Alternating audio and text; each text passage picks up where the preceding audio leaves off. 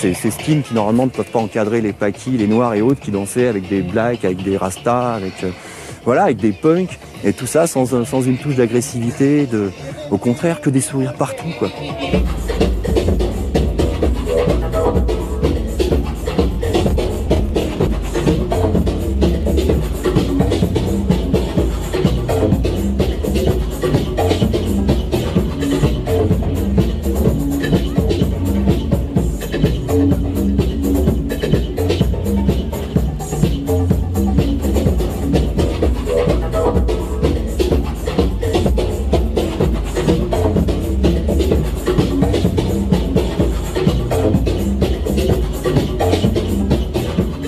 Et l'arrivée de cette musique vient d'un mélange de genres. C'est super simple. C'est très très clair. C'était un mélange de tout. Tout le monde se retrouvait dans les fêtes. Des gens venaient du rock, du hip-hop, du reggae, de la house. On s'en foutait. Soudain, ton origine n'avait plus d'importance. D'où que tu viennes, tu étais accepté. Et pendant un court instant, tous les masques que nous mettions en avant et derrière lesquels nous nous cachions du genre « je suis ci, je suis ça » sont tout simplement tombés. Tu étais au milieu d'une fête et on venait vers toi pour te dire « je t'aime, écoute, éveille-toi ». Il n'y avait pas de barrière à cette époque. Les choses se faisaient librement, gratuitement. Certes, il y avait des choses qui se monnayaient, mais nous, on s'en foutait.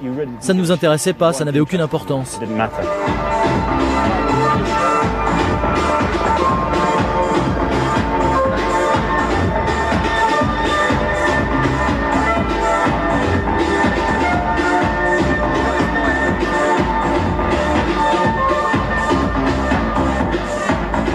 On est passé en l'espace de 3 mois à un public spécialisé, black, qui sortait pour écouter de la house music, qui avait une façon de danser spécifique.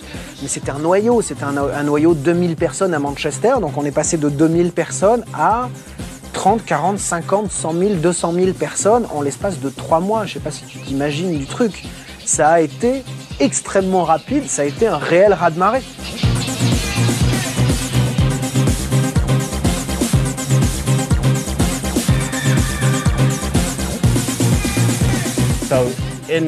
À la fin des années 80, je pense qu'il y a eu une réelle prise de conscience. La musique électronique avait besoin de trouver sa place. Elle ne créait pas de mélodies et de chansons comme ça se faisait avant.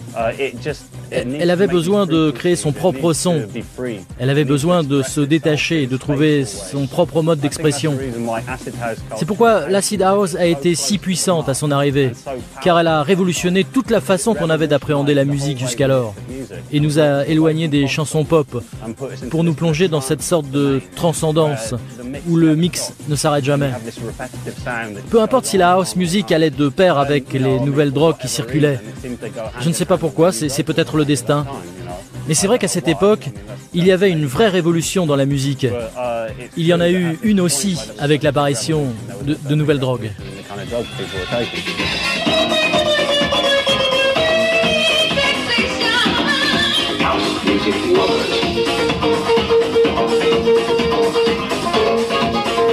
Ce mouvement-là, il a été, sociologiquement, il a été énorme en Angleterre. Il a été d'autant plus énorme que tout de suite, il a été mis au banc par les médias, mis au banc par la société, et il a été les courses-poursuites avec la police pour interdire ces grandes soirées estivales ont démarré. Donc il y a une... L'un a servi à catalyser le potentiel de l'autre. Le fait qu'on soit réprimé, ben évidemment, dans ces cas-là, on est 10 fois plus revendicatif et on est 10 fois plus actif. Donc la grande explosion qui fédère énormément de monde, c'est vraiment 88-89. C'était total hors la loi, c'était complètement hors la loi. Entre les flics et les organisateurs de rêves, c'était à mourir de rire. C'était super drôle. Où là, les flics ont commencé à organiser des fausses rave parties. Donc quand les mecs arrivaient dans les champs, ah ben non, il n'y a pas de soirée, allez vous faire foutre. Et puis après, les organisateurs envoyaient des flyers aux flics en leur disant voilà, il y a une rave dans tel endroit, alors que les mecs les organisaient à 10 km autre part. C'était un vrai jeu, quoi. C'était un vrai jeu, c'était super drôle.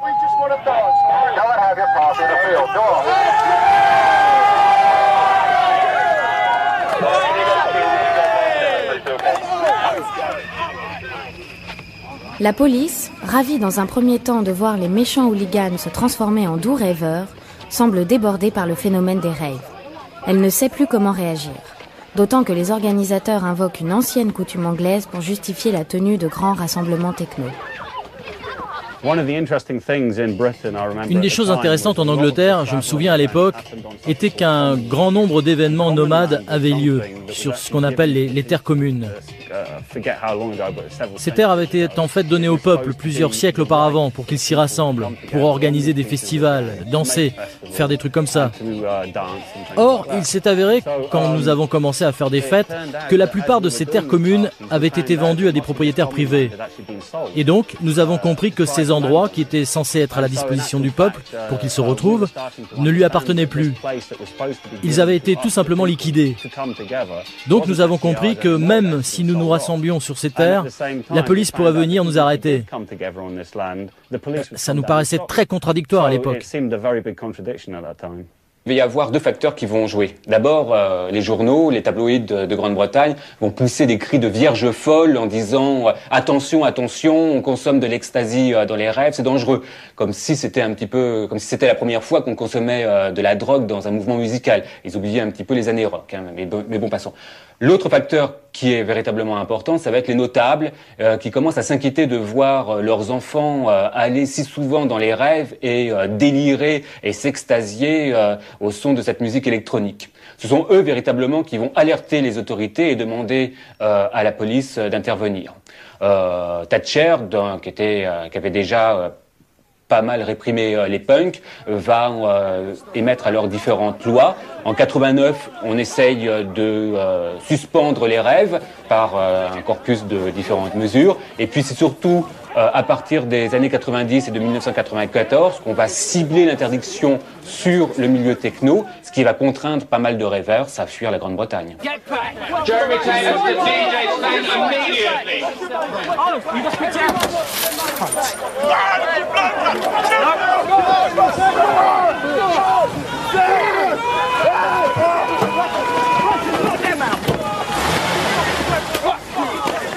Je pense qu'à l'époque, il était devenu évident pour les rêveurs qui voulaient d'authentiques rêves de commencer à le faire librement. Et c'est pourquoi les tribus, les Spiral Tribe, Bedlam, Circus Swoop et beaucoup d'autres ont commencé à apparaître. Mais avant les spirales, il me semble qu'il y avait déjà d'autres formes de sound system en Angleterre qui avaient commencé ce mouvement. Le mouvement des travelers est un phénomène très ancien en Grande-Bretagne qui remonte presque au début du Moyen-Âge. À l'époque, lorsque les gens étaient persécutés ou étaient soumis aux plus grandes famines, ils n'hésitaient pas à traverser l'Angleterre d'un bout à l'autre du pays et même parfois à franchir les océans pour trouver refuge ailleurs. D'ailleurs, le mouvement des hippies des années 70 s'inspire directement de cette tradition. En 1990, lorsque les rêveurs sont persécutés par le gouvernement Thatcher, les plus radicaux qui ne veulent pas rejoindre les clubs vont décider de former de véritables tribus nomades et de partir sur les routes pour aller porter la bonne parole techno. À l'époque, les gens qui voulaient commencer à faire cela gratuitement ont récupéré cette ancienne tradition qui consistait en Angleterre à sortir dans les champs pour faire la fête. Une des premières de la tribu Spiral, réellement en lien avec le mouvement Traveller, a eu lieu à Stonehenge. Ils ont pris la route avec leur sound system et en 1991, nous avons vécu un été vraiment formidable, allant de festival en festival. À cette époque, le mot d'ordre était « ne jamais éteindre le son ».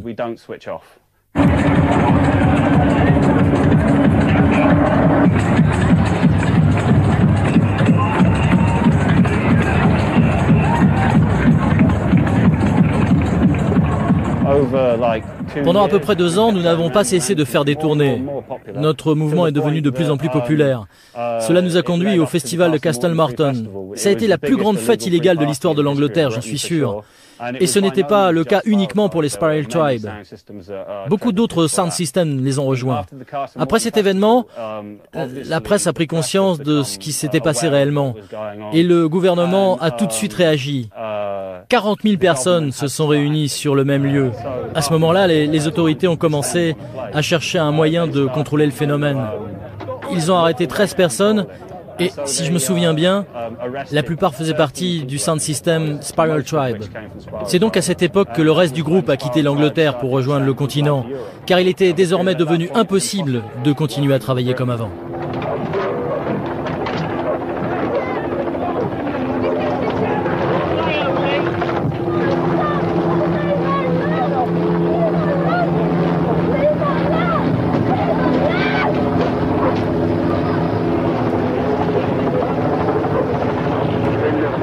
Après le départ des Travelers, la scène techno ne disparaît pas. On peut même dire qu'elle explose littéralement lorsque les grands organisateurs de festivals rock récupèrent le phénomène, organisent d'immenses messes commerciales et payantes qui rassemblent des dizaines et des dizaines de milliers de personnes. À l'époque même, on parle de l'âge d'or de la musique techno. Fin 1988, la musique techno franchit la Manche. L'Espagne, l'Allemagne, la France, l'Europe entière se laisse tour à tour gagner par le phénomène. Les clubs gays sont les premiers à propager ce nouveau son. En 1989, l'histoire du monde s'accélère au rythme de la technomusique. Prague, Tiananmen, Varsovie, les événements s'enchaînent, se déchaînent, se précipitent. Le colosse soviétique vacille. Un vent de liberté balaie l'Europe, tandis que la peur du sida terrifie le monde entier. Une minorité de la jeunesse voit en la musique techno un échappatoire et dans la rave une nouvelle forme de communauté. Entrer en transe devient pour elle le moyen de dépasser les frontières et de faire tomber les murs comme celui de Berlin. C'est la fin d'un empire, c'est la fin d'une idéologie, c'est la fin de la guerre froide. On a l'impression que le mur ouvert, tout est possible. Et à partir de ce moment-là, on va peut-être chercher aussi dans le courant musical quelque chose qui rende compte de ce tout est possible. C'est la chute de toutes les dictatures d'Europe de l'Est. C'est cette espèce d'immense bouffée d'oxygène et de liberté qui se répand partout. Et la musique, c'est la musique de ce moment-là. Moi, je me souviens des images de la chute du mur de Berlin, où on voit des gens lever les bras au ciel comme des ravers le jour de la chute du mur, enfin dans cette période-là. Les débuts de la techno en Europe sont plus laborieux qu'en Grande-Bretagne. En France, la scène techno se limite à quelques soirées dans les discothèques parisiennes.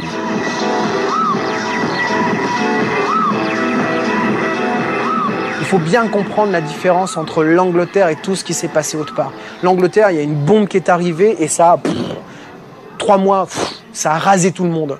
En France, on a mis 2 ans, 3 ans. En Allemagne, ils ont mis 2 ans, 3 ans. Ça n'a rien à voir. C'est du travail à long terme, ça.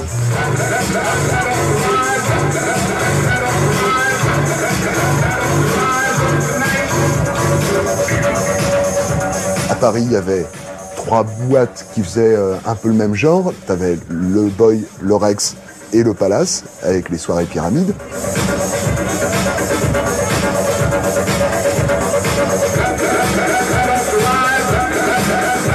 Mais bon, le Palace, c'était pas le Palace qui organisait, c'était une organisation anglaise qui venait une fois par mois organiser une soirée au Palace. Au Rex, pareil, c'était les soirées jungle. À l'époque, c'était The Pure Organisation of London qui venait organiser, quoi. Voilà, mais c'était pas des Français et c'était surtout des Anglais qui habitaient à Paris ou des Anglais qui venaient de Londres, pour voir comment ça se passait à Paris, qui venaient faire la fête. Donc quelque part, à cette époque-là, tu rentrais dans le club, il y avait presque plus d'Anglais que de Français. Il devait y avoir 2000 personnes maximum ou 3000 personnes dans Paris et toute la région qui allaient dans ces endroits-là. Et il n'y avait pas encore de rave. Là, c'était les tout débuts.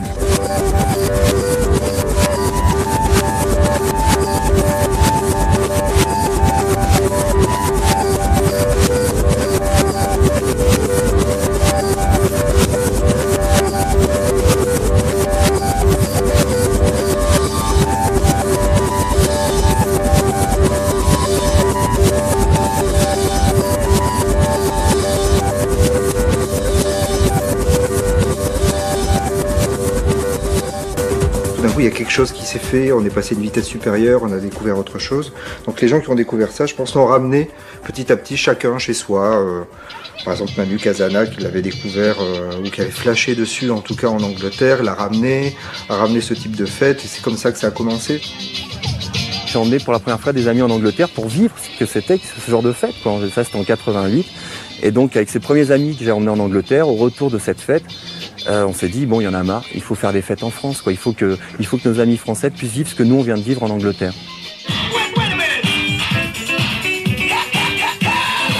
Eh bien, voilà où a eu lieu vraiment la première grande rêve française, le fort de Champigny.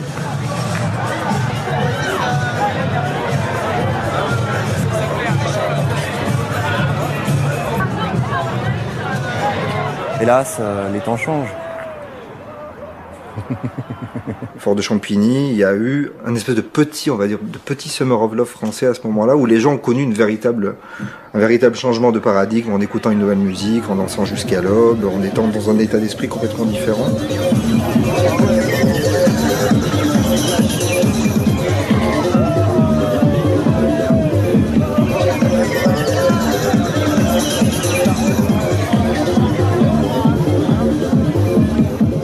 En France, de toute façon, c'était comme c'était un groupuscule à la base d'amis. C'était les amis des amis, et donc c'était du bouche à oreille. Il n'y avait pas besoin de flyers, il n'y avait pas besoin de tracts, d'affiches ou de quoi que ce soit, de sponsoring ou de partenariat radio. C'est de toute façon, nous, notre seul but, c'était de faire la fête. On ne cherchait pas à être 10 000 ou être 1000 ou être 500, si on voulait faire la fête.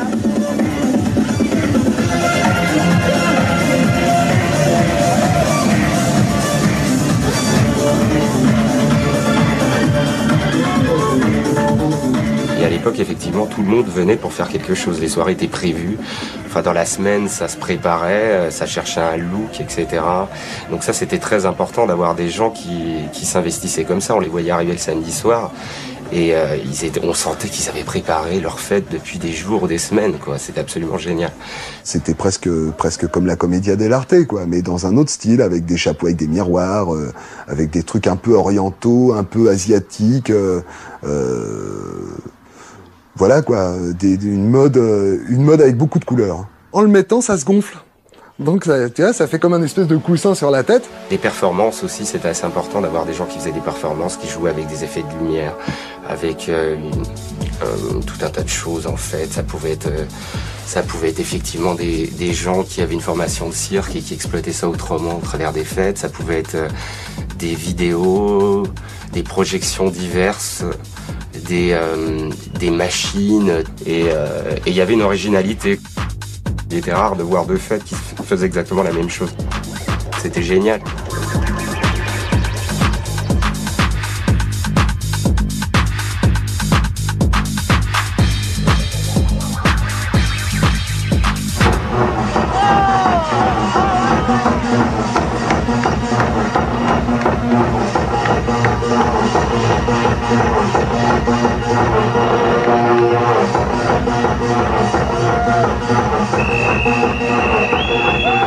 Il y avait un mélange de population qui était vachement intéressant quand même. On avait des petits beurres, on avait des petites beurrettes, on avait des petits bourges, on avait des prolos, on avait des vieux babas, on avait des gens curieux qui venaient voir la musique, qui venaient écouter la musique que leur fils ou leur fille adorait.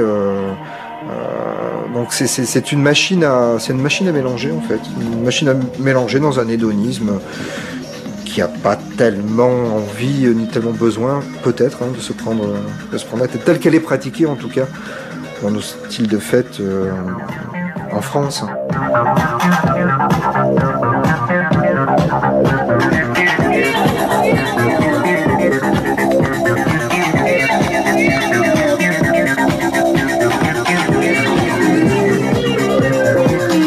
Une espèce d'adéquation magique qui fait que la rêve, c'est pas seulement une fête, c'est pas seulement une soirée, c'est la fête, presque au sens métaphysique du terme. Les raveurs et les raveuses, finalement, s'investissaient tellement dans la musique, dans le plaisir physique de la danse, vraiment c'est un lieu où la libido baissait beaucoup.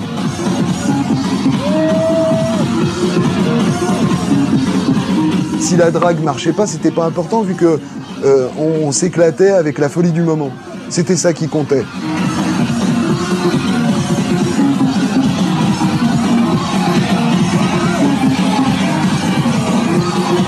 D'un coup, on est bien ensemble. Quelque part, on est au-delà des mots parce qu'on n'a pas besoin de parler, parce qu'on a un ressenti On a un ressenti quelque part qui est hormonal, on a un ressenti physiologique, organique du corps de l'autre et des autres. Et ça dépasse complètement le niveau du langage. En fait, c'est une espèce de cours thérapeutique. les soirées rêves et tout, je crois que ça a été une espèce de bain thérapeutique pour plein de gens. Ça leur a permis à beaucoup de gens de laisser parler de laisser parler leurs émotions intérieures et surtout de casser un peu ces choses qu'on a apprises depuis longtemps, où en gros mouche-toi et dis bonjour à la dame, quoi, un peu, tu vois. Il n'y avait pas tout ce côté idolâtre, on va dire.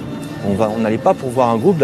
Dans les premières soirées, tu allais dans les soirées, tu ne savais même pas quel était le DJ. Tu savais juste que tu allais entendre de l'acid house music, c'est tout.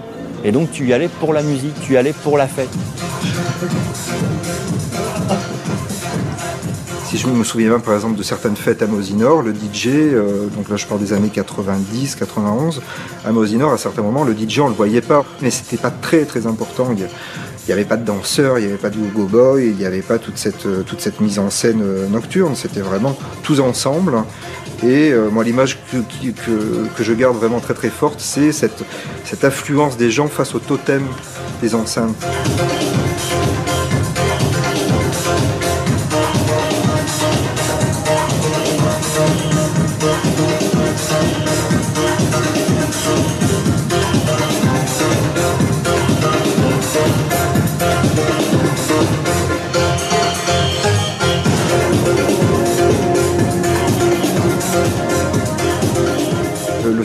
Le seul culte possible, en fait, c'est celui du son. C'est celui face à l'enceinte et ce rapport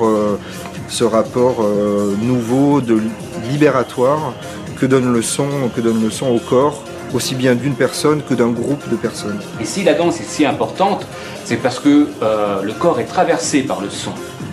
Et que l'on ressent le son de l'intérieur et il n'est plus juste un prétexte à la danse ou un prétexte à l'écoute. À dire vrai, si on a supprimé très vite les paroles, que ce soit dans la house ou dans la techno, c'est parce que c'était le son qui importait et que ce son devait complètement nous irradier.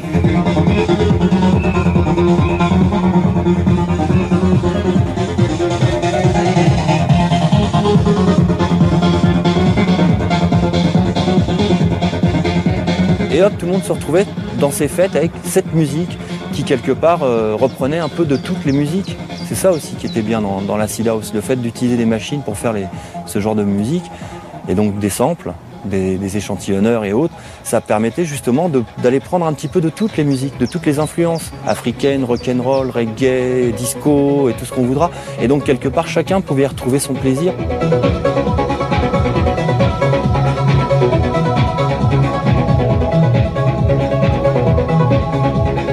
Au début, il y avait une gratuité de la fête comme ça.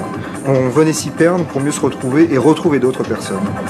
Et ce qu'il y a de très très beau dans cette histoire, c'est le nombre de gens qui sont arrivés seuls dans des fêtes et qui en sont repartis en établissant un groupe d'amis nouveaux.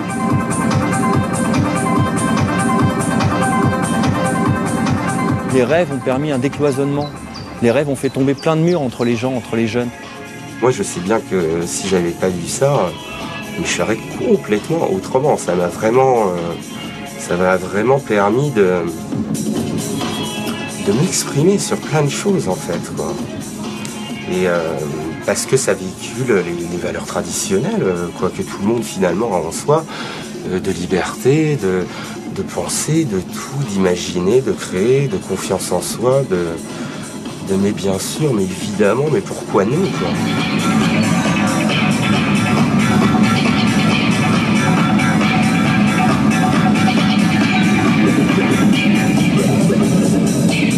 Et on était vraiment des doux rêveurs, quoi, d'imaginer qu'un jour il y aurait la paix sur Terre, qu'on pourrait faire la fête, l'amour, et que tout se passerait bien, quoi. C'était le bal qui allait faire le passage avec le siècle suivant. C'était le bal de la fin du XXe, mais du début du XXIe siècle.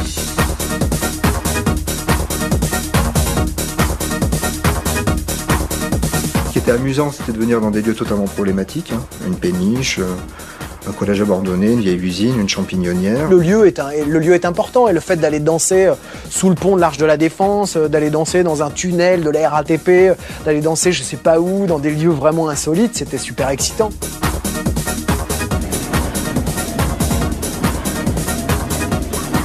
On investit d'autres mondes. Et quels sont ces mondes qui sont investis? Ce sont les usines, et c'était tout un symbole, parce que cette musique répétitive, ce boom-boom que tout le monde dénonçait, reprenait quelque part le boom-boom aussi des chaînes de travail sur lesquelles des générations de parents, en quelque sorte, auparavant avaient travaillé. Il y avait quelque chose comme ça qui était de reprendre possession d'un espace, et tout d'un coup le réenchanter. Cette espèce d'élan, ça a duré quand même pendant 4 ou 5 ans où c'était merveilleux et on était un petit peu tous comme des nains comme des lutins en train de danser sur des rythmes endiablés.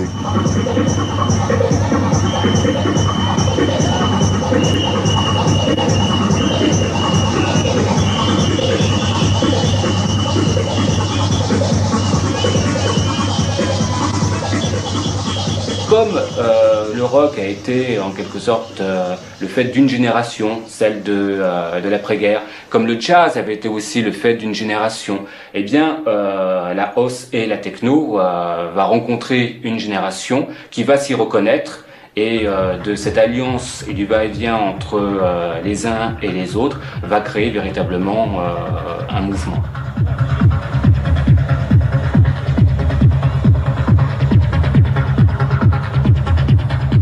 Je pense que c'était une nécessité de la société européenne dans un premier temps, quoi, justement de changer certaines règles.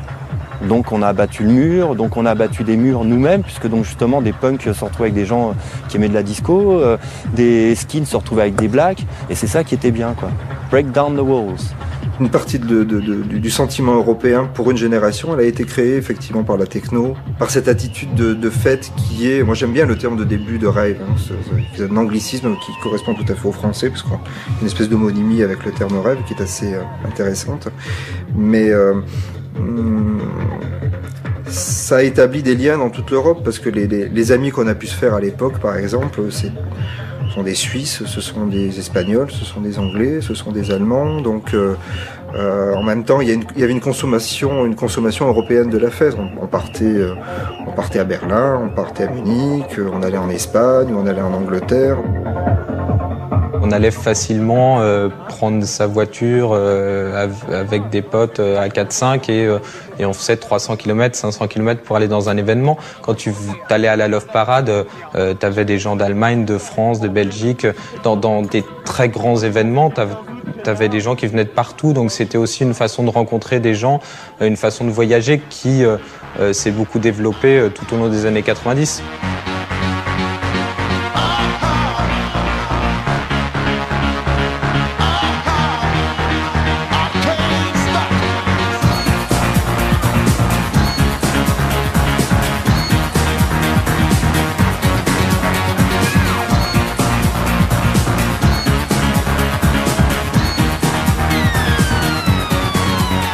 À la fois, on faisait la fête de la même façon, et en même temps, il y avait des styles musicaux appropriés à chaque ville. Ça s'est développé année après année, donc au fur et à mesure que s'allumaient les centres, quoi. Et Francfort s'est allumé, et puis Munich, et puis Berlin, et après on a eu Vienne.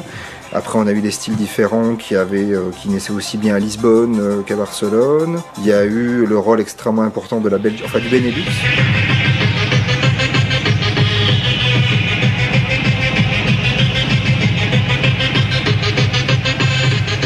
Il y avait des plateformes comme ça de son à ce moment-là. C'est assez intéressant de voir, par exemple, qu'à Francfort, une des grandes boîtes de nuit, le Dorian Gray, se situe à l'intérieur de l'énorme complexe des aéroports de Francfort. Donc, le lien entre technologie, réseau, musique et fête, il a été là dès le début.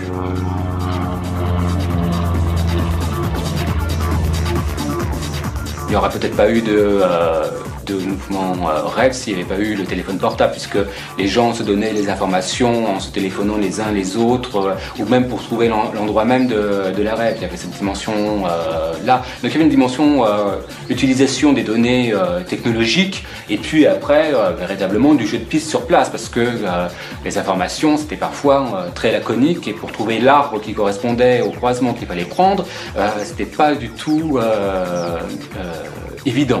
Au feu à droite, forêt dominiale de Marly, 600 mètres plus loin, avant le pont à gauche, entrer dans la forêt et faire 1 kilomètre. Suivez toujours les flèches avec le logo, elles sont par terre et sur les panneaux. C'est ça, le jeu de piste. Il fallait se rendre quelque part à telle heure, et puis ensuite on se suivait.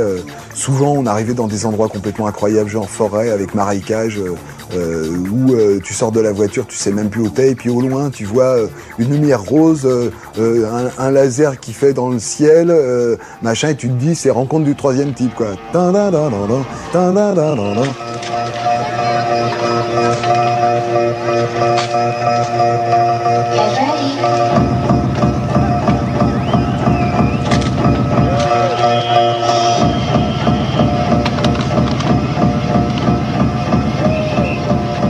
Ça marchait aussi un peu à l'infoline, c'est-à-dire au numéro de téléphone pour avoir l'adresse.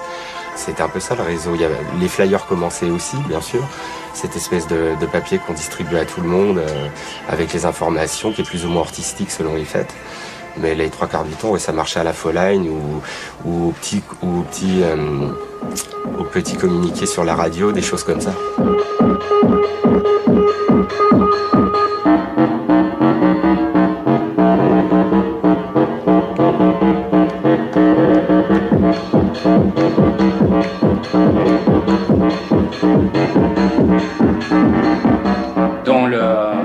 De la rêve, il y a aussi une démarche presque d'initiation.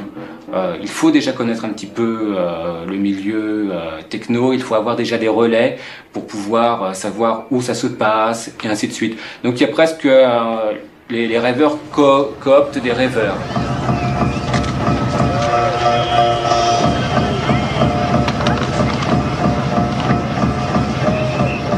La musique est extrêmement joyeuse jusqu'à...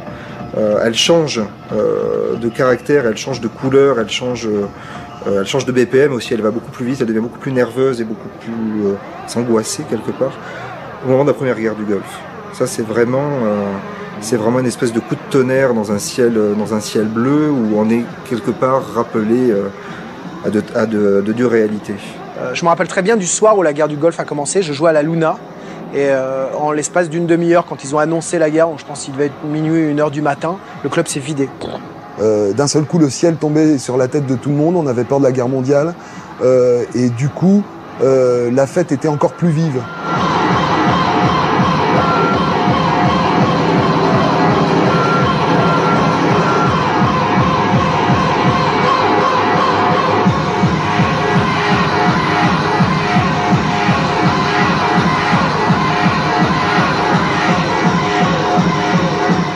Rêve apparaît aussi en opposition à deux mouvements qui vont chercher systématiquement à le débiner et à trouver toutes les excuses possibles et imaginables, tous les prétextes pour nier ce mouvement, qui était le rock et qui était le rap.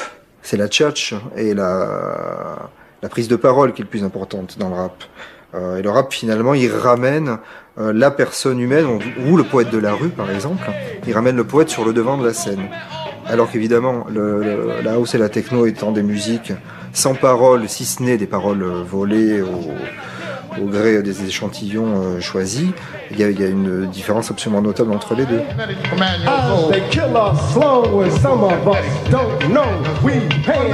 L'histoire de la techno, en fait, c'est qu'il n'y avait pas de message. Donc, contrairement à tous les autres genres musicaux précédents, que ce soit le rap, le rock, le punk, il y avait un message. Là, c'est no message, pas de message. La presse musicale rock, musique moderne, etc., qui elle a eu, elle a refusé, elle a rejeté complètement cette musique-là. Écouter ou s'amuser sur cette musique-là, déjà pour eux, c'était être assez pédé. Il y a une espèce d'homophobie latente comme ça du monde rock par rapport à cet hédonisme, Ils n'ont pas compris ce qui se passait en termes de représentation par rapport aux musiciens. C'est-à-dire qu'eux étaient encore dans un système qui finalement est un système du 19e siècle, qui est le système de la salle, la scène. Les parents qui étaient des rockers comprenaient rien à cette musique, où il n'y avait plus de salle, il n'y avait plus de scène, il n'y avait plus d'auteurs, il n'y avait plus de chanteurs, il n'y avait plus de compositeurs. Ils avaient l'impression de devenir des has-beens. Ils l'ont sans doute pas supporté à ce moment-là. Ils comprenaient pas la techno. Parce que la techno était mal expliquée aussi. C'est une musique pour danser, c'est tout. C'est pas une musique pour a priori, c'est pas une musique pour écouter chez toi en te disant j'adore les paroles ou c'est une musique que pour danser. C'est une musique qui n'a pas besoin en fait de message social puisqu'elle l'incarne quand elle est en cours. C'est une utopie incarnée qui marche. Elle marche 4 heures, 5 heures, 10 heures, 12 heures selon la durée de la fête, mais elle marche. Donc ça serait redondant qu'elle rajoute un message là-dessus. Elle le prouve par elle-même qu'elle peut réussir à faire quelque chose parce qu'elle met de la cohésion entre les gens. En 1992, le phénomène techno commence à être soutenu par les médias.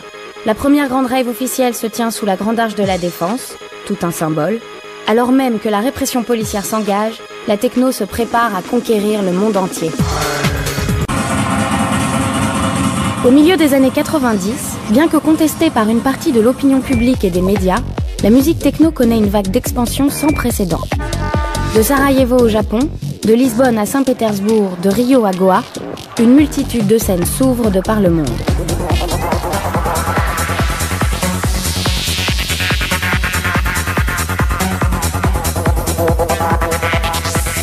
Transformer la planète en fête de village planétaire est une des réponses possibles face aux interrogations suscitées par la mondialisation en marche.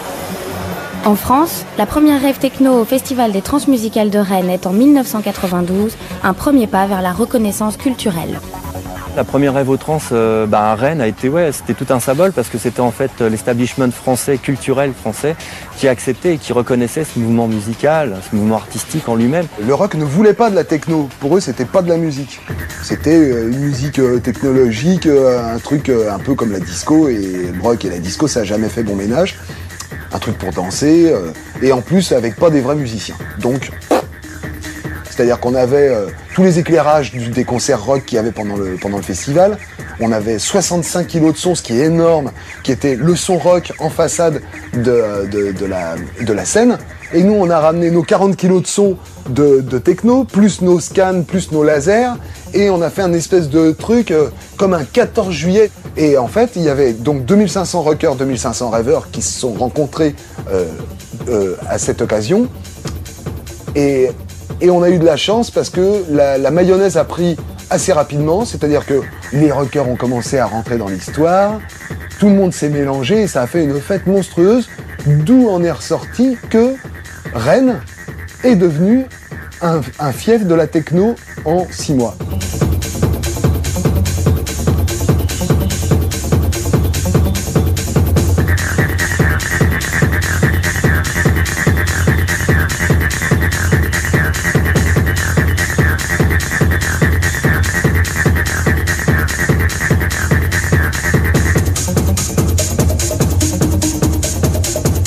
De 90 à 94, ça a été pour moi l'âge d'or en France en tout cas, quoi. C'est là où les choses bougeaient, où on pouvait faire pas mal de soirées sans être trop emmerdé, on va dire. C'était l'époque où encore la police pouvait débarquer dans les soirées et à la rigueur, ils restaient dans la soirée à regarder comment ça se passait, ne comprenant pas ce qui s'y passait et autres, mais sans interdire, sans contrôler, sans réprimer. On commençait dans le pays qui est un peu à l'origine des rêves, qui est l'Angleterre. Dès la fin des années 80, les Anglais sortent des clubs qui ferment à 2h du matin et vont autour des autoroutes de Londres pour créer les rêves. Ces rêves sont vite réprimés. Thatcher fait arrêter les organisateurs de rêves. En 94, le gouvernement de Major prend une loi qui s'appelle le Criminal Justice Act, qui interdit les manifestations autour des beats répétitifs.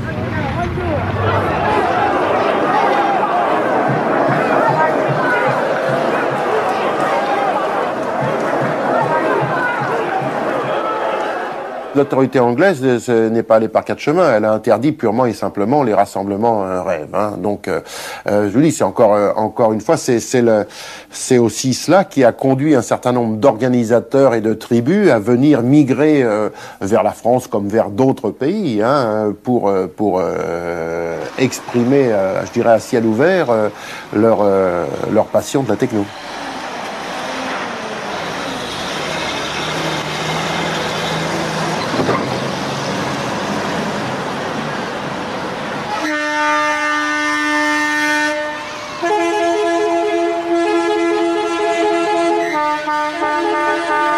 La police française se basait énormément sur ce qu'elle entendait venant d'Angleterre. Les journaux populaires anglais, bien crapoteux, qui ont trouvé la personne qui avait fait un arrêt cardiaque pour avoir pris de l'ecstasy, etc., etc. Et les médias français qui étaient totalement à la ramasse à l'époque, mais totalement à la ramasse, ils ont à la fois importé et traduit sans beaucoup réfléchir et sans beaucoup vérifier les informations, cette espèce de paranoïa qui débarquait d'Angleterre concernant cette musique.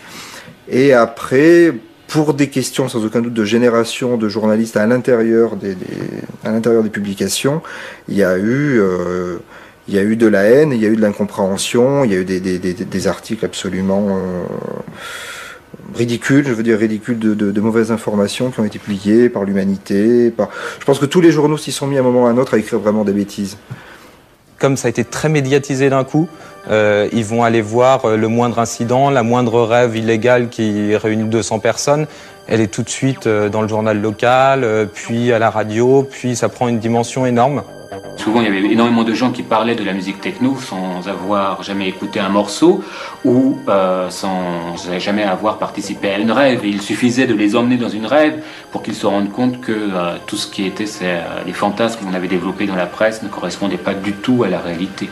Il était clair qu'à un moment donné, quoi qu'il se passe, c'était plus possible au niveau des autorités de laisser faire ce genre de choses parce que tout d'un coup il y a une mobilisation de gens énorme qui se fait et que personne ne sait pourquoi.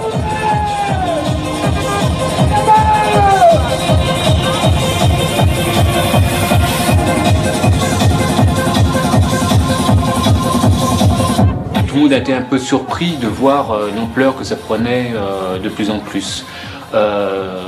Les patrons de discothèques aussi vont mener un travail de sape et de presque systématique contre les technos. Les discothèques voyaient leur clientèle partir ailleurs, quoi. On a eu plusieurs gérants de discothèques et autres qui balançaient à la police carrément pour que la police interdise la soirée. La techno va être très très attaquée aussi à cause de la drogue. On a tout de suite dit que c'était une non-musique, de manière à pas du tout justement rentrer dans le schéma culturel ou musical. Et après on a dit que c'est une musique de drogués. Les médias, la presse a toujours accentué sur la drogue, le fantastique, le côté. Je dirais beaucoup de médias sont passés à côté de ce qu'il y avait dans ces soirées réellement. À partir de ce moment-là, il restait strictement rien et c'est la base sur laquelle les attaques ont été portées et qui vont justifier après l'appel à la force publique. La rave est un phénomène relativement courant. Il s'amplifie et pose de sérieux problèmes judiciaires et administratifs. Il est de notre responsabilité à tous les élus de lutter contre ces véritables guet-apens pour la jeunesse où il est plus souvent question de drogue party que de musique techno-rêve. Donc il y a eu quelques petites annulations, il y a eu quelques petits problèmes jusqu'à ce que il y a la grosse annulation de Oz qui a vraiment qui a vraiment laissé des traces parce que ça a été la première fois où quelque part l'État démontrait qu'il annulait une soirée alors qu'il n'avait pas de raison valable d'annuler la soirée. Et donc, au départ, les rêves ont eu une connotation extrêmement défavorable. Hein, et c'est vrai que la première démarche de l'administration, notamment du ministère de l'Intérieur, a été d'essayer de réduire le phénomène et de l'interdire tout simplement, hein, parce que, encore une fois, on avait à la fois des remontées de la population qui étaient lésées par l'implantation des rêves et puis des élus. Le caractère délibéré de ces manifestations misérables, intolérables, en ce qu'elles reflètent un mal-vivre et un incivisme généré par notre société, nous conduit à réfléchir sur ce grave problème. Et tout d'un coup, il y a des gens comme ça qui arrivent à 10 000 et qui envahissent un champ, qui envahissent un espace en friche, à côté d'habitations, etc. Il y a de toute façon une peur du propriétaire par rapport à ce qui est en train de se passer. Charles Pasqua qui prend les premières instructions en 95, qui fait une circulaire qui s'intitule les soirées les rêves des situations au risque. Cette circulaire est diffusée aux maires, aux pompiers, etc. Mais c'est des instructions un peu plus sournoises, c'est-à-dire c'est pas très officiel, il n'y a pas de loi qui est prise, mais par contre il y a tout un manuel pour essayer d'interdire les soirées techno. La première démarche, je vous dis encore une fois, n'avait pas été tellement de réglementer réellement, ça avait été d'essayer de s'opposer au développement des rêves. Et encore une fois, c'était pas pour des raisons culturelles, bien évidemment, c'était pour des raisons d'ordre public. Et aussi que, visiblement, l'État se sent menacé par l'amplification du mouvement techno à un moment. Les rave parties, monsieur le ministre, c'est 3 000 à 4 000 jeunes, investissant par surprise une paisible petite bourgade, occupant illégalement tel local ou telle clairière de la forêt. Ce sont les 100 000 watts déchaînés du samedi soir au dimanche midi, au rythme de 160 à 250 battements par minute, d'une musique de défonce, techno, trance, hardcore ou acide. Cannabis et ecstasy sont vendus sur place à volonté. Un service d'ordre musclé filtre les entrées et éloigne les indésirables. Atteinte à l'ordre public, commerce illicite, trafic et usage de produits prohibés, ces bacchanales d'un genre nouveau sont très lucratives pour leurs organisateurs clandestins.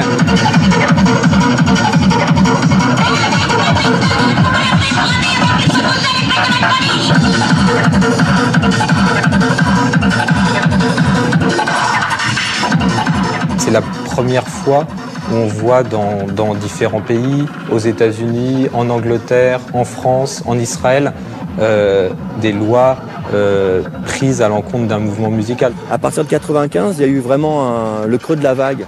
Il y a eu beaucoup d'interdictions, donc de moins en moins d'organisateurs qui essayaient d'organiser.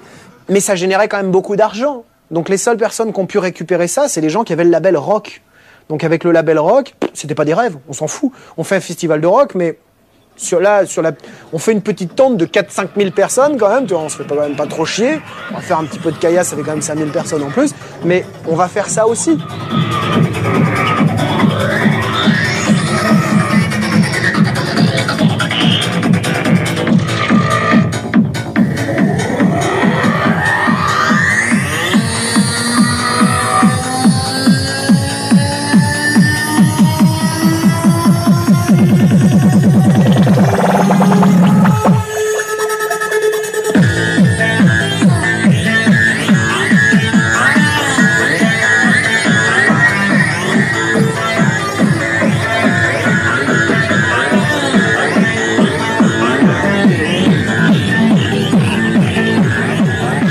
Avec des soirées officielles, mais elles étaient de moins en moins nombreuses parce que qui dit officiel dit demande d'autorisation et qui dit demande d'autorisation dit démarche auprès de la police, auprès de la préfecture et donc possibilité d'interdiction aléatoire. L'association Technopole se crée en 1996 suite à l'annulation d'une soirée qui devait se tenir à Lyon à la Altony Garnier, qui s'appelle Polaris. Tout le monde se dit maintenant il faut faire quelque chose parce qu'on a essayé de faire les choses dans les règles et ça marche pas. Donc essayons d'établir un dialogue avec les pouvoirs publics et voyons ce qui est possible. En même temps que le ministère de la Culture ouvre un dialogue, le maire d'Avignon prend un arrêté anti-rêve, comme il y avait eu des arrêtés anti-mendicité, comme il y avait eu des couvre-feux pour les mineurs. Avec l'association, on décide de faire un recours contre cet arrêté, qui est annulé 6 mois plus tard par le tribunal administratif, ce qui va créer un autre rapport de force aussi avec les pouvoirs publics. Après une attitude, je dirais, encore une fois plutôt prohibitionniste, qu'on avait un petit peu formalisée dans une sorte d'opuscule, c'était pas une circulaire, mais d'opuscule à tous les services, aux préfets, etc., en soulignant les textes répressifs à appliquer à ce type de manifestation. On a évolué vers une volonté, si vous voulez, de dialogue et de gestion du phénomène en concertation avec les organisateurs. Les organisateurs ont vite appris les démarches qu'il fallait faire. C'est-à-dire, on pouvait plus envoyer des brigades anticriminalité comme ça le week-end, tranquillement, sans que personne s'en aperçoive, pour essayer de taper sur les rêveurs, quoi. Même après cette circulaire, il y a quand même eu des gros rassemblements qui se sont faits. C'était pas toujours bien, mais il y a toujours eu des fêtes de 3-4 000 personnes avant et après cette circulaire. Il y a eu des beaux événements qui ont été mis en miettes, mais il y a quand même eu des choses après.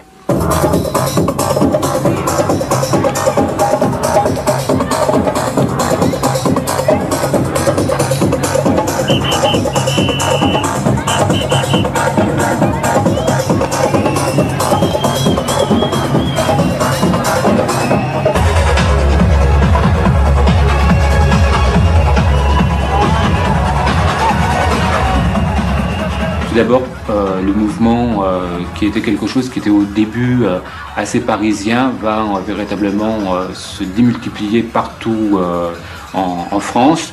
Tout d'abord parce que justement le nomadisme qui était un peu le propre de la rêve va permettre d'égrener aussi un petit peu partout des scènes techno qui vont prendre de plus en plus d'importance et avoir de plus en plus d'écho. On songe en particulier à la scène du Sud, vers Montpellier, en Bretagne. Des rêveurs vont véritablement se constituer en collectif. Ce phénomène aussi se retrouve un peu partout en Europe. L'Allemagne connaît exactement le même processus. Tout d'un coup, toutes les usines, un peu comme ça, ont pu être prises d'assaut. Ils ont fait des clubs à droite, à gauche. Donc c'était assez impressionnant. Tout ça, ça se passait Berlin-Est les 3/4 du temps.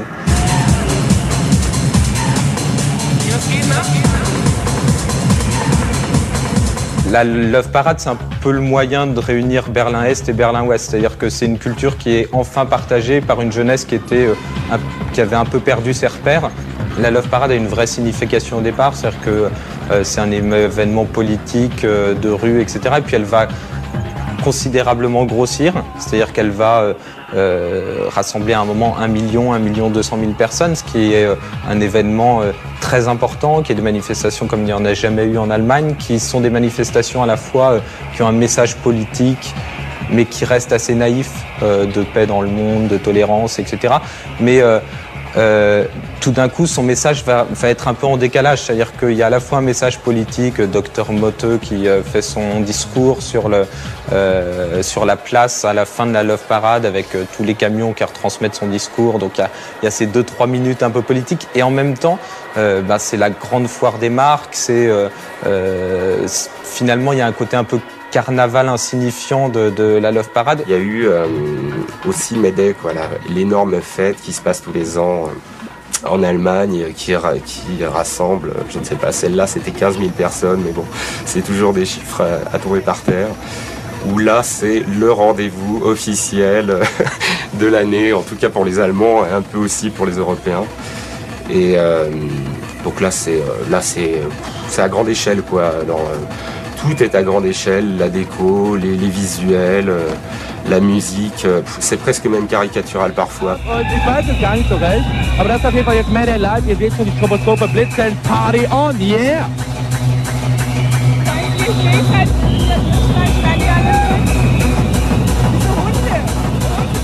Très vite, la petite mouvance se transforme en mouvement et le mouvement raz-de-marée.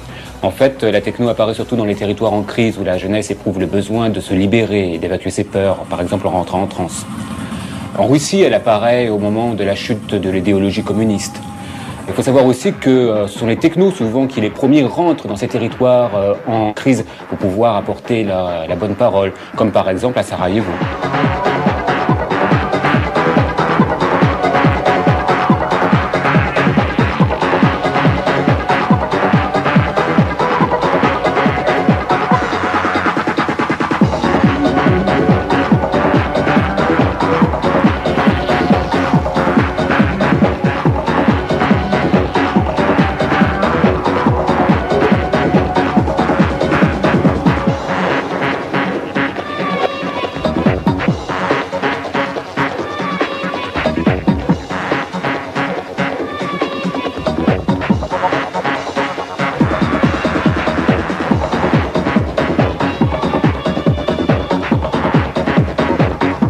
La musique électronique, c'était une autre façon de penser les choses. C'est-à-dire que c'était un mouvement tolérant, ouvert, tout le monde pouvait y aller, c'était une autre façon de se rencontrer, de communiquer. C'était, on est des enfants du monde, on n'est plus nationaux, on n'est plus prisonniers du judéo-christianisme, on n'est plus... on peut tous se donner la main. On dépasse les genres et souvent ses propres limites. Avec le début d'Internet, la communauté techno commence à tisser sa toile sur l'ensemble de la planète.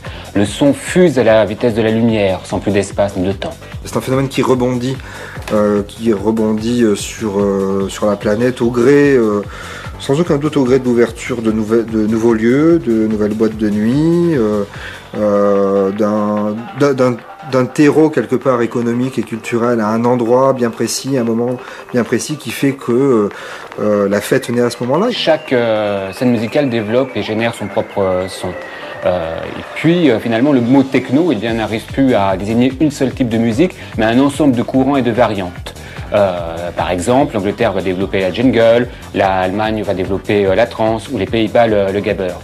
Chaque DJ aussi se spécialise dans ce genre de musique. Et moralité, comme les DJ circulent un peu partout en Europe et dans le reste de la planète, eh bien ils vont implanter ici ou là des scènes avec un son très particulier et différent les uns des autres.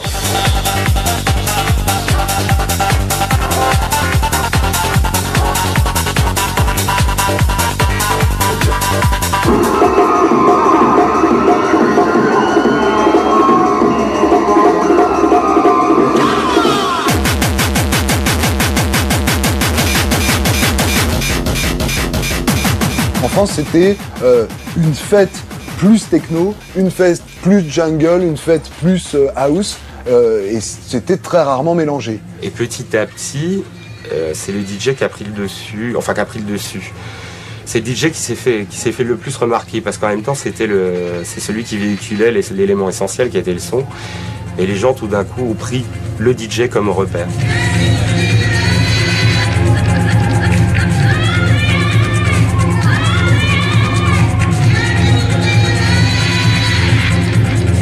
Les DJ ont été mis sur un piédestal assez rapidement. Ils étaient quand même souvent sur scène, devant, éclairés.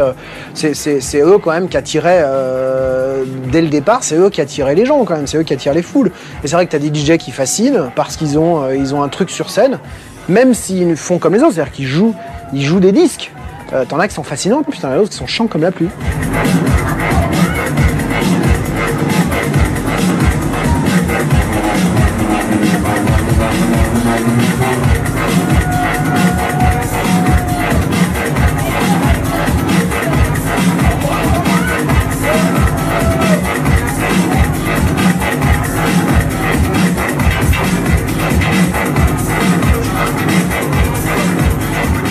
Les principaux défauts du DJ, ou des DJ entre eux, c'est comme certaines pratiques de l'intégrisme musical, on va dire. Au lieu de faire ouverture comme c'était au départ, ils faisaient fermeture sur un style, sur une spécialité, et finalement il n'y avait plus que cette spécialité qui était la plus petite ramification d'un genre qui pouvait être la trance, la techno ou la house, mais c'était un tout petit coin, et en plus avec beaucoup de sectarisme.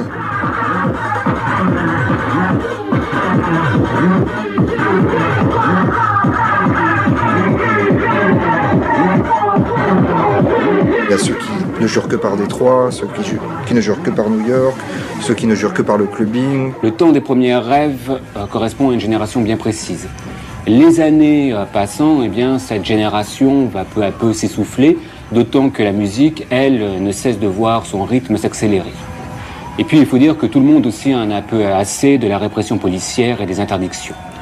Moralité, eh bien, une grande partie des rêveurs va quitter la scène rêve pour regagner les discothèques et les clubs parisiens où ils vont être accueillis à bras ouverts. C'est à partir de 95-96 où d'un seul coup on est reparti de la rave et on est revenu vers les clubs.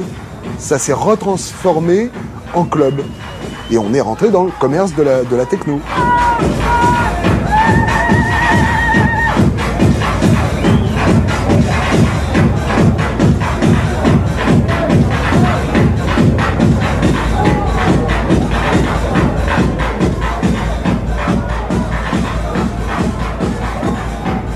Parallèlement à cela, eh bien, une autre scène va se développer, la scène des free parties, beaucoup plus jeune, beaucoup plus radicale et beaucoup plus alternative.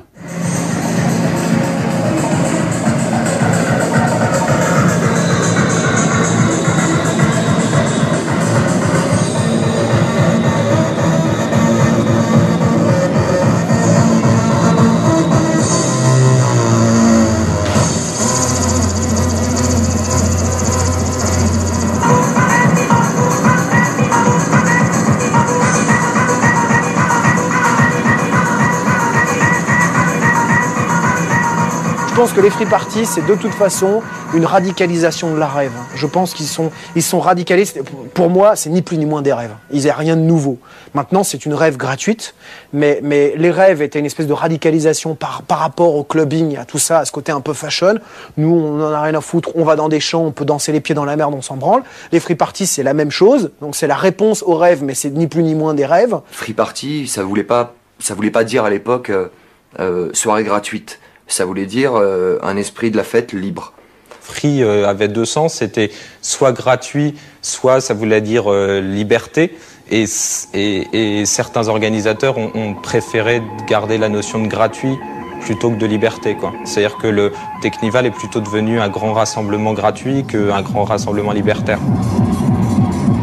À partir de 1996, l'expansion et la reconnaissance du phénomène techno sont absolues. La scène techno se divise néanmoins en deux grandes tendances. D'un côté, le mouvement des free parties, radical et alternatif. De l'autre, une grande partie du milieu techno rentre peu à peu dans les clubs. Une nouvelle génération de compositeurs apparaît, à l'instar des Daft Punk, qui vont bientôt donner à la techno française une renommée mondiale. D'abord déconsidérée, contestée, critiquée et réprimée, la techno va peu à peu s'imposer comme l'un des principaux mouvements musicaux des années 90. Elle surfe désormais sur les ondes radiophoniques et part à la conquête des espaces médiatiques et des rues de Berlin, Zurich ou bien Paris. En marge des très radicales free parties, nouveau nom pour désigner les raves, le milieu techno cherche à se faire reconnaître auprès de l'opinion publique. La Techno Parade, organisée en 1998 à Paris, remporte un formidable succès. De leur côté, les grandes maisons de disques, les majors, s'intéressent de plus en plus à la techno. Elles sont à l'origine du phénomène de la French Touch et de la hype française, nouvelle vague de la musique électronique qui, pour la première fois depuis des décennies, élève la scène française au premier rang mondial.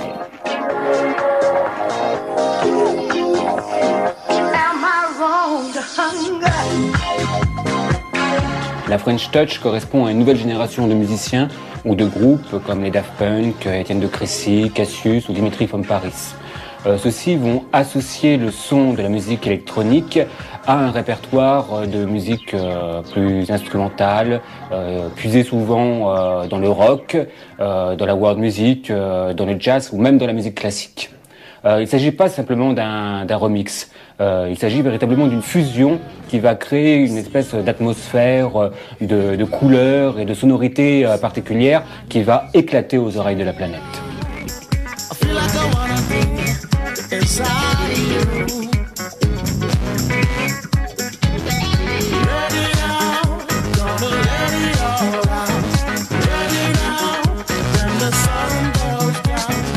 D'un seul coup, on s'est servi vraiment très fort des filtres, des sampleurs. Alors je sais que c'est un peu technique, mais de la musique qui passe comme dans une pièce sourde et qui se transforme. Et en fait, c'est nous qui sommes à la base de ça. D'abord, c'était des DJ américains comme DJ Sneak qui était le premier à faire ce genre de choses. Puis d'un seul coup, les Français l'ont fait et l'ont fait à leur façon. Là, on a appelé ça la musique filtrée. Et comme on a une culture disco, on a fait de la disco house filtrée.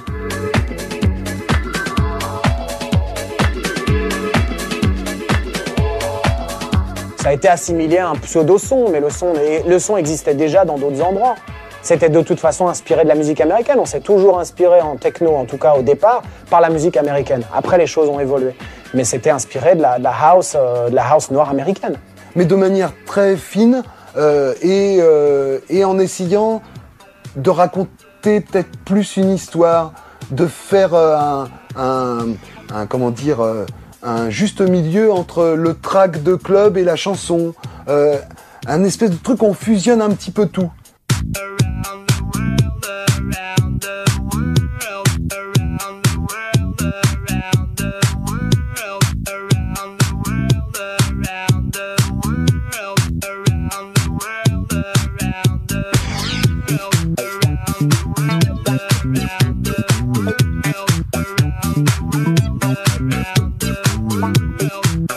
French Touch va connaître un succès fulgurant et considérable. À titre d'exemple, les Daft Punk vont vendre plus de 2 millions d'exemplaires de leur premier album en l'espace de quelques semaines et se hisser même au sommet des charts anglais et américains. Depuis Edith Piaf, c'est même du jamais vu. Les DJ aussi franchissent l'Atlantique et se retrouvent en vedette américaine, s'il vous plaît, dans les clubs new-yorkais. Et pendant quelques années, eh bien, la French Touch va devenir la référence mondiale absolue.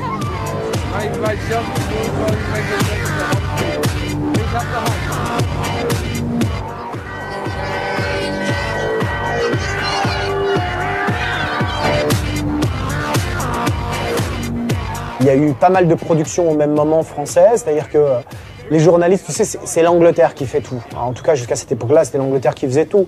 Et forcément, quand un journaliste anglais reçoit un disque sur 200 par mois français, il est noyé dans la masse.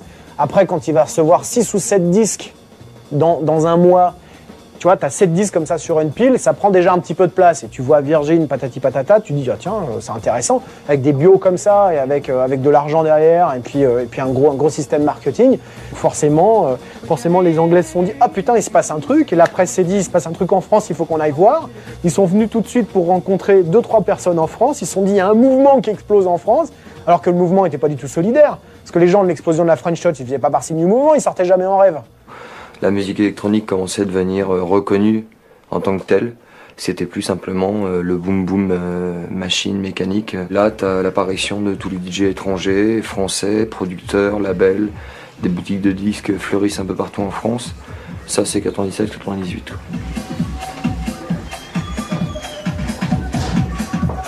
À la fin des années 90, la techno se retrouve à peu près partout, que ce soit dans les musiques de films, les jeux vidéo, les publicités ou les défilés de mode. On la retrouve aussi comme musique d'ambiance dans les bars branchés parisiens ou même dans les musiques d'ascenseur des grands palaces. D'ailleurs, ceux-ci en profitent pour faire des compilations de leurs remixes et les vendre comme des petits pains.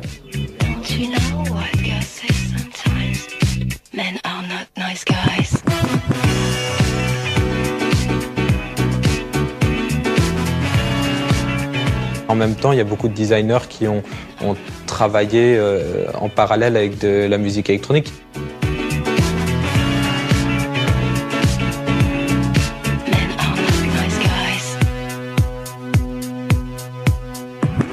C'est vrai qu'il y a une génération de créateurs différentes avant et après ces mouvements-là où je veux prendre un exemple, par exemple, je pense que si la rave ou si les free parties, ou l'esthétique en tout cas des free parties n'avait pas existé, personne n'aurait eu l'idée de cette esthétique un peu chantier, comme ça, un petit peu work in progress, on est dans l'improvisation, on est plutôt dans une attention extrêmement précise au temps qui passe, on n'a pas de grands projets futurs, vous voyez, c'est cette esthétique comme ça, do it yourself. Elle doit beaucoup à cette musique.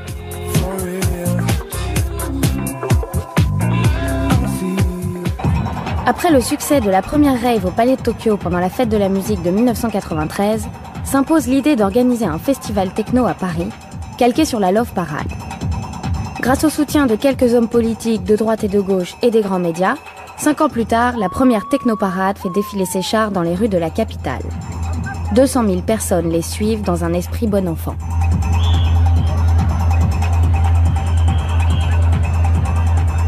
La techno-parade s'inscrit directement en relation avec les Gay Pride.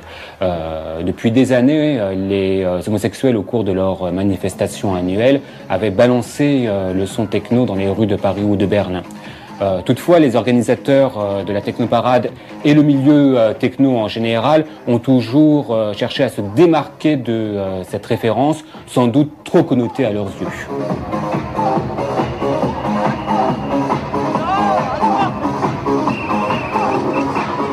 L'idée, c'est de médiatiser tout ça, de montrer que la culture existe, que c'est quelque chose qui réunit des jeunes, qui n'est pas si terrible que ça, d'essayer de montrer ce qui se passe en plein jour, dans la rue.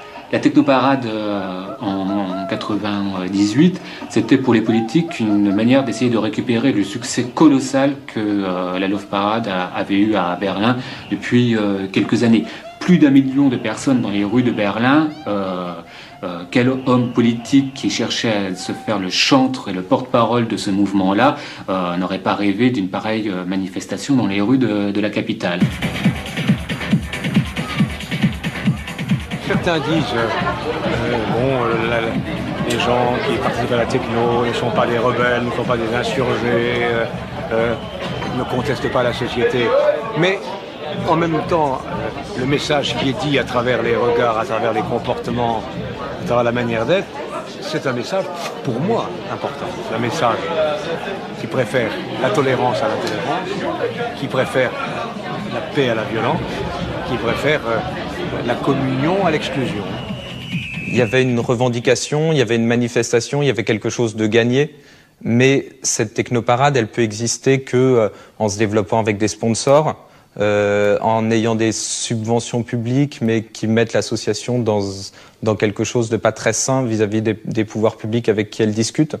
Donc, au lieu de se concentrer sur la défense de la culture, essayer de rassembler tout le monde, l'association est plutôt vue comme organisatrice d'un événement qui fédère peu de personnes aujourd'hui sur la scène techno, puisque les gros DJ, enfin les DJ importants de la culture électronique française, ils sont plus présents, que la scène free party est plus présente. Donc aujourd'hui, on se retrouve plus avec une technoparade qui va chercher des chars dans les écoles de commerce ou dans les écoles d'art ou dans les choses qui sont plus la technoparade de la scène électronique.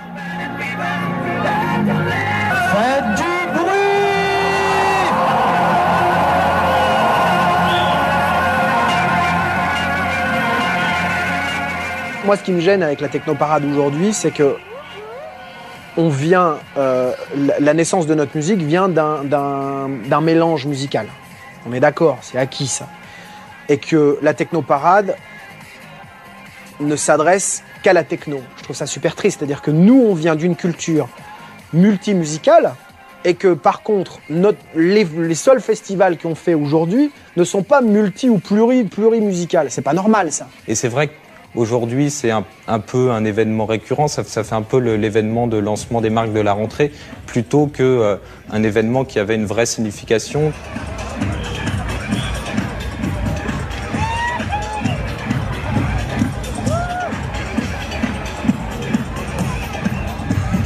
En marge de la Bon Chic Bon Genre Technoparade se développe une scène musicale beaucoup plus alternative. Le mouvement des free parties, symbolisé par les Technivals, festival regroupant en plein champ plusieurs sound systems, est un phénomène ancien qui n'a cessé de se développer dans toute l'Europe. Ce mouvement avait été initié en France par les travelers anglais de la tribu des Spiral Tribes au début des années 90. À cette époque, il n'y avait pas de répression en France. Donc, quand nous sommes arrivés, la France était pour nous comme une merveilleuse terre promise, où les esprits étaient incroyablement ouverts. On pouvait s'éclater dans les clubs qui restaient ouverts toute la nuit. On pouvait poser notre son n'importe où et faire des fêtes sans problème. Et puis après, les griefs qu'on avait subis en Angleterre, c'était grandiose de pouvoir se rendre à des rêves si librement. En plus, les Français étaient très ouverts à ce que l'on faisait à cette époque. Quand nous sommes venus en France, nous avions un gros convoi de camions et de sound systems et on se baladait d'un endroit à un autre, voyageant tout le temps pour faire des fêtes partout où nous allions. Et après avoir fait un tour quasi complet du pays, la dernière chose que nous avons faite avant de rejoindre la Hollande puis Berlin a été d'organiser un grand festival pendant l'été. Ce fut le premier de ce que tout le monde connaît aujourd'hui en France sous le nom de Technival. Spiral Tribe, c'est un mythe, quoi. C'est eux qui sont allés au départ de ce mouvement free party, c'est-à-dire se déplacer en camion avec du son, avec un groupe électrogène, des super autonomes, quoi. C'est eux les pionniers, quoi, de la free party, ouais, techno. Crâne rasé, DJ, musique, camion, une nouvelle forme de vie et tout. Moi, je venais d'ailleurs. Franchement, pour moi, c'était magique, quoi.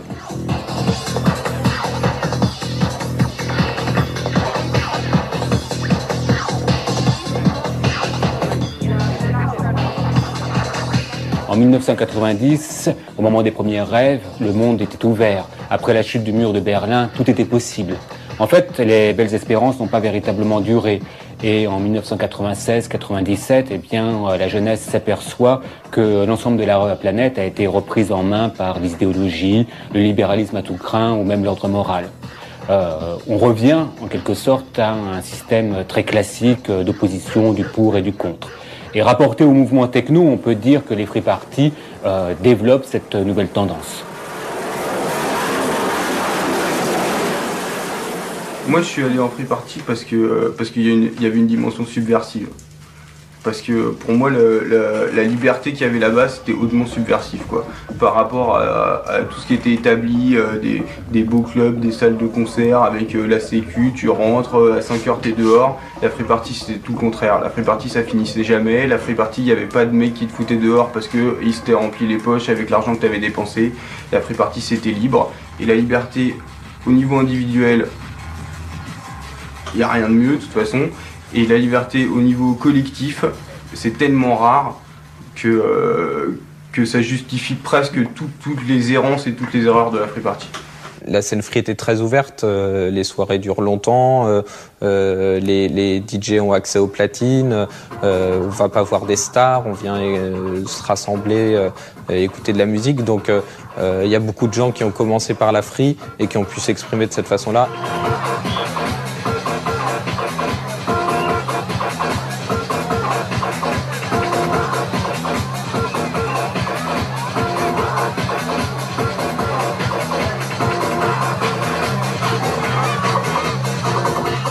La scène free party a créé toute une série a généré toute une série de labels indépendants qui sont essentiellement qui font du vinyle. Il y a certains artistes qui vendent beaucoup de vinyles, c'est 4 ou 5 000 vinyles à chaque sortie. C'est des réseaux qui sont de disquaires indépendants, sont un peu les seuls disquaires indépendants qui existent encore en France en parallèle, enfin les seuls, en tout cas les rares disquaires indépendants qui existent en parallèle des gros réseaux comme la Fnac ou Virgin, etc. Aujourd'hui, tu peux te demander si des mouvements comme les mouvements anti-pub, comme les mouvements, quelquefois certaines manifestations altermondialistes, etc., sont pas aussi inspirés de ce qu'était la techno, c'est-à-dire par la création des zones autonomes temporaires, le fait d'investir un lieu qui n'était pas forcément un lieu adapté pour ça, et de le détourner le temps d'une nuit. C'est un peu ce que font les anti-pubs dans le métro.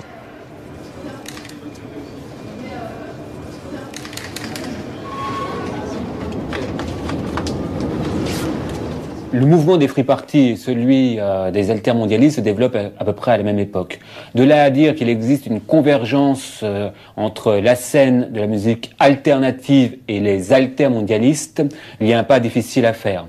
En fait, si passerelles il y a, elles se font plutôt à partir du public, les jeunes étant sensibles aux belles idées, aux grands débats que chacun développe de son côté.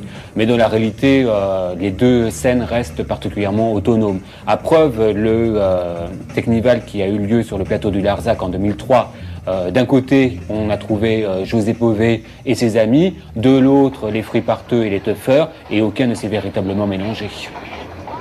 Mouvement mondial, la techno et en particulier les free parties restent cependant en proie aux différentes législations nationales, plus ou moins répressives selon le contexte et les pays. La techno est montée en puissance progressivement en France. On n'avait pas des soirées techno tous les jours. Donc, si vous voulez, l'inquiétude est montée parallèlement au développement du nombre des soirées techno et du nombre de participants et du choix des lieux qui étaient des lieux à risque.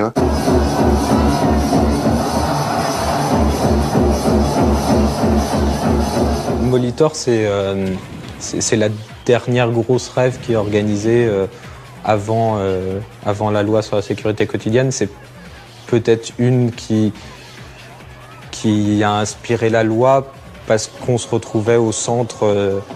Là, c'était la première fois peut-être que le pouvoir s'est dit voilà, il se passe quelque chose en plein Paris, dans le 16e, 8000 personnes, on s'en est pas aperçu. La répression policière à l'égard des raves puis des free parties est autant le fait des gouvernements de gauche que de droite.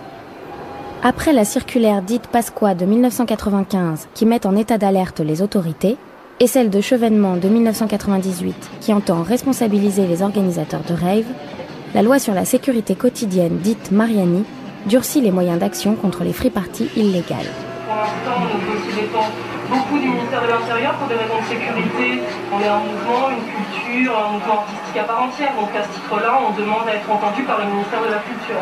En 2001, suite aux attentats du 11 septembre, etc., et quand il y a un tournant sécuritaire dans toutes les démocraties occidentales, etc., à ce moment-là, les raves sont pris dans ce mouvement sécuritaire et font partie de la loi sur la sécurité quotidienne. Là, pour ceux qui ne déclaraient pas, on indiquait qu'on pouvait pratiquer, d'abord infliger une contravention de 5e classe aux organisateurs, mais également déboucher sur une confiscation du matériel qui a servi à commettre l'infraction, puisqu'il y avait infraction s'il n'y avait pas de déclaration. La scène free est particulièrement visée, il y a des saisies de sound system, il y a toute une répression qui est mise en place. Ce qui a eu pour effet d'ailleurs de dissuader une bonne partie des organisateurs de free party qui ne voulaient pas s'inscrire dans un processus responsabilisant. Dans les faits,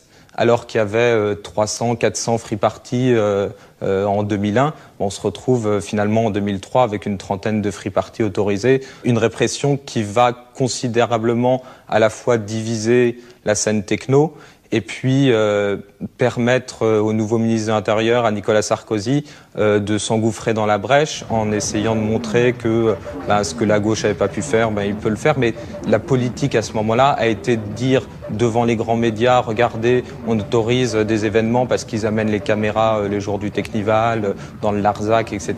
Et puis, en fait, dans la réalité des choses, les événements ont de moins en moins lieu.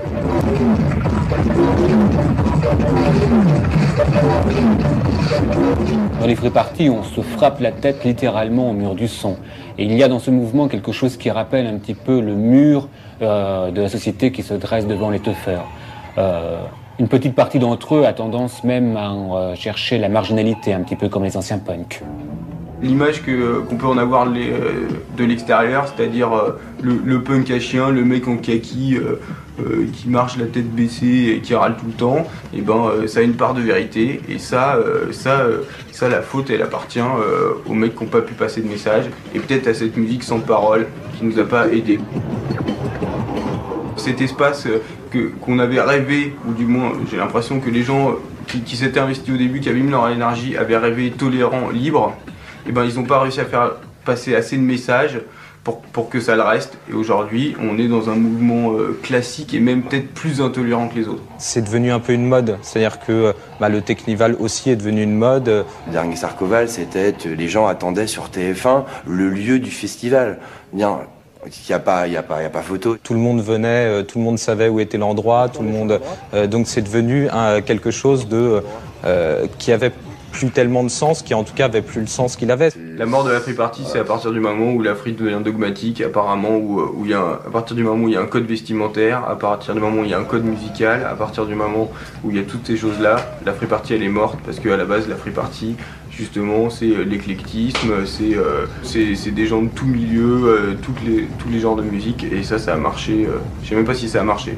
C'était l'idée. Je sais pas si on a vu le début, mais en tout cas, la fin, c'est sûr qu'on l'a vu, et c'est sûr que en France, c'est cramé.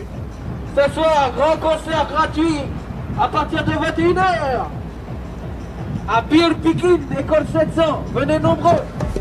Pour faire connaître leur musique, les organisateurs de free party n'hésitent pas à emmener leur caravane musicale jusqu'au bout de la planète. Il y a dans cette démarche quelque chose qui rappelle un petit peu les battleurs du Moyen-Âge, les troupes itinérantes de comédiens, et aussi quelque chose de messianique dans l'esprit des premiers puritains.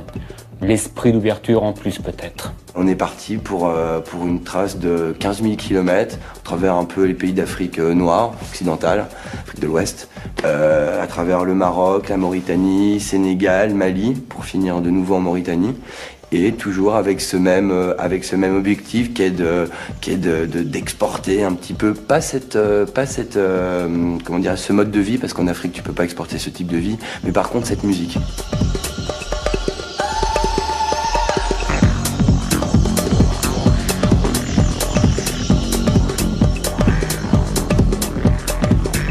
Les générations passent et les free parties rebondissent ailleurs. Aujourd'hui, ce sont Vienne, Prague, l'Europe de l'Est, la Russie, le Japon et même l'Afrique qui accueillent les fêtes techno. Parallèlement, la musique électronique s'impose dans tous les plus grands festivals. À l'origine, musique des marges et d'une certaine forme de rébellion, aujourd'hui reconnue mondialement, la techno s'adapte, évolue et se métamorphose de génération en génération. À l'époque où j'ai fait mes débuts dans la free party et dans la scène rêve, on pouvait faire ce que l'on voulait. Et c'était magique, car nous étions dans un environnement magique. Aujourd'hui, les choses ont bien changé et c'est à nous de recréer cette magie. Les gens ont évolué et les gens aujourd'hui ne s'attendent plus à écouter qu'un seul style musical. Je pense que les gens ont beaucoup changé pour ça. Et surtout les jeunes aujourd'hui. Et les jeunes, ça les gêne pas d'avoir un panel musical ouvert. La musique techno est une musique du cœur. Elle est fondée sur les états de cœur et elle renvoie quelque part aux états d'âme et aux états de cœur de chaque génération.